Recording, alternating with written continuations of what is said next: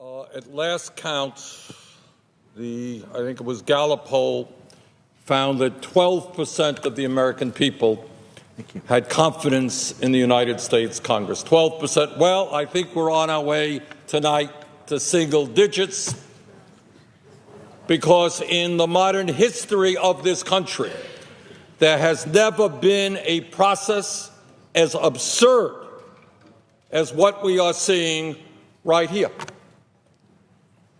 Mr. President, we are talking about legislation that impacts 1/6 of the American economy, over $3 trillion.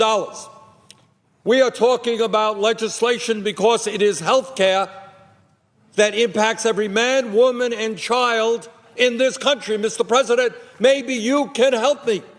How many public hearings have we had dealing with legislation that of enormous significance to tens of millions of people? Well, Mr. President, I will help you with the answer. There has been 0 hearings. What impact will this legislation have on doctors who are trying to treat us every day?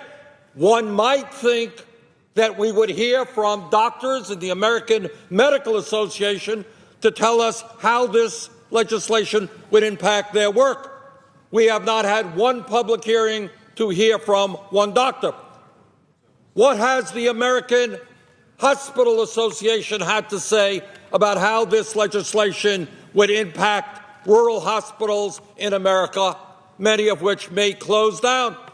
They have not had one moment, one opportunity to say one word on this legislation. So we are proceeding here with major legislation written behind closed doors by a handful of Republicans. Most Republicans have not been involved in this process, let alone Democrats, let alone the American people. Well, by the way, when we think of the American people, how do they feel about this legislation? Well, last poll that I saw was USA Today. They had 12% of the American people thinking that this legislation made sense. 12%. Well, maybe the American people got it wrong. How do the major health care organizations in America feel about this legislation? The people who are on the cutting edge, the people who do the work every day. Well, guess what? The AMA, American Medical Association, is opposed. The American Hospital Association is opposed.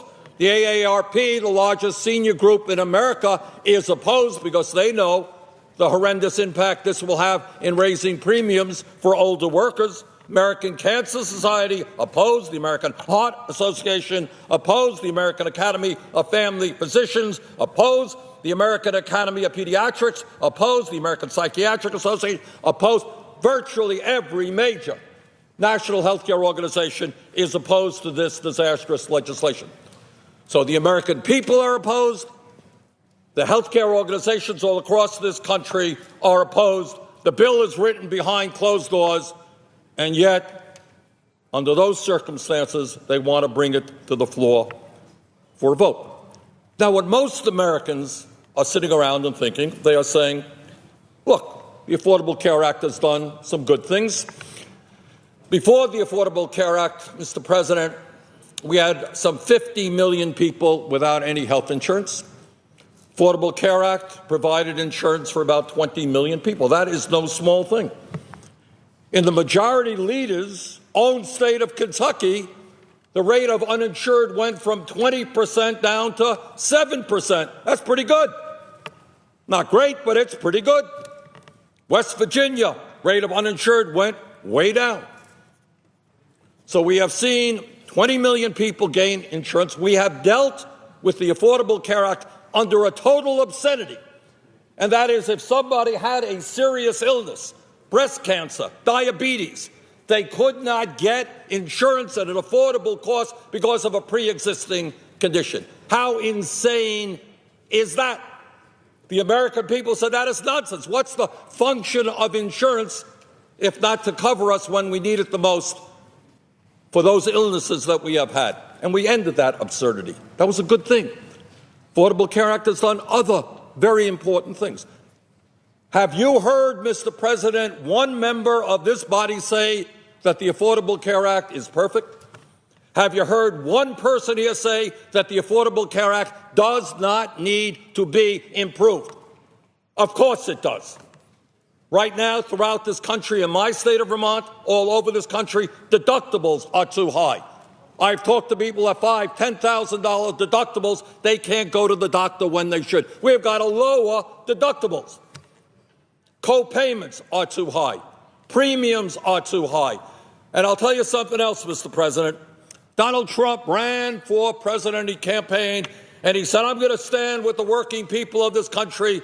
Prescription drug costs are too high. I'm going to take on the pharmaceutical industry. We're going to lower prescription drug costs in America. Mr. President, today, if you can believe it, 1 out of 5 Americans under 65 cannot afford to fill the prescription their doctors write.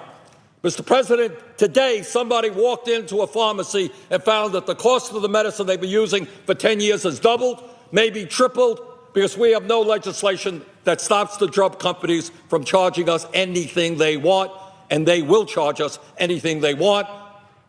And the result is we have the highest prices in the world for prescription drugs. Those are the problems that the American people want answers to. Deductibles too high, premiums too high, co-payments too high, prescription drug costs too high. We're not doing enough good work in primary health care. Too many people, even with insurance, cannot find the doctors that they need. And many other problems. Those are what the American people want us to solve. This legislation only makes a very bad situation worse. How do you improve health care in America when you throw 16 million people off of the health insurance they currently have?